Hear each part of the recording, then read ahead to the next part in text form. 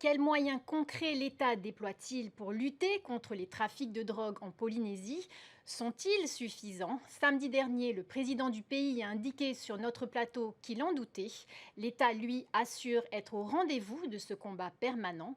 Un sujet signé Sophie Gebel et Matai Horei. Ce n'est pas nous qui poursuivons les dealers, ce n'est pas nous qui les mettons en prison. L'État a son rôle à jouer. J'estime aujourd'hui, et je le dis publiquement, que je ne pense pas que l'État fasse suffisamment en la matière. L'État serait-il défaillant dans la lutte contre le trafic de drogue en Polynésie, comme l'a laissé entendre le président du pays en direct sur notre plateau samedi dernier? Interrogé, le secrétaire général au Haut-Commissariat ne souhaite pas entrer dans une polémique. Il préfère rappeler les moyens engagés par l'État pour lutter contre ce fléau. L'État, il est au rendez-vous. On met des moyens, qu'ils soient humains ou matériels, très importants. Et d'ailleurs, ça paye en termes de résultats. C'est reconnu par nos partenaires étrangers, que ce soit les Américains ou les Australiens, avec qui on a une coopération internationale très importante et qui nous permet de perturber notamment la route du narcotrafic entre le continent américain et la zone Australie-Nouvelle-Zélande. Une coopération internationale qui a permis la saisie de 2,4 tonnes de cocaïne transitant en Polynésie sur les 12 derniers mois, soit 3 fois plus que les saisies opérées depuis 2019. Deux facteurs à ces saisies records: l'augmentation de la production de drogue dans les pays sud-américains et des moyens de lutte engagés par l'État. Concernant les drogues destinées au marché polynésien, si la cocaïne est très peu présente sur notre territoire, 23 kilos d'ice ont été saisis l'an dernier. Comme le paca, la méthamphétamine est devenue monnaie courante lors des contrôles de routine des forces de l'ordre.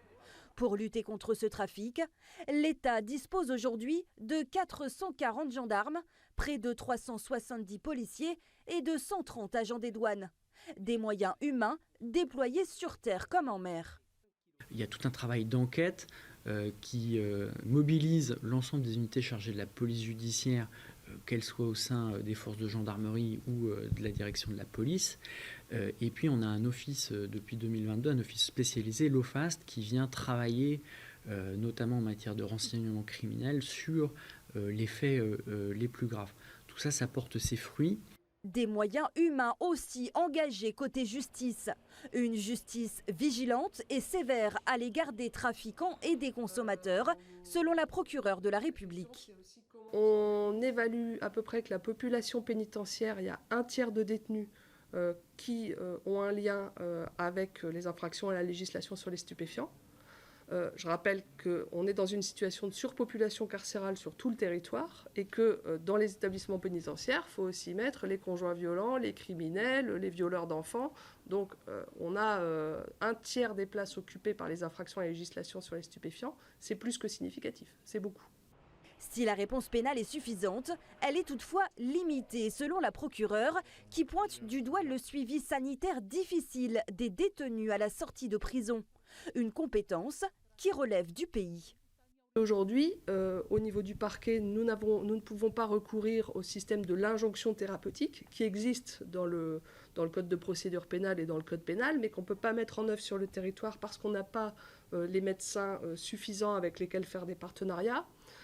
Le centre qui s'occupe des addictions lui-même appelle à un renforcement. On n'a pas assez de médecins psychiatres, pas assez de médecins addictologues. Donc quand on prononce ou quand le parquet demande des obligations de soins, derrière, il faut que cette obligation de soins, elle soit une réalité.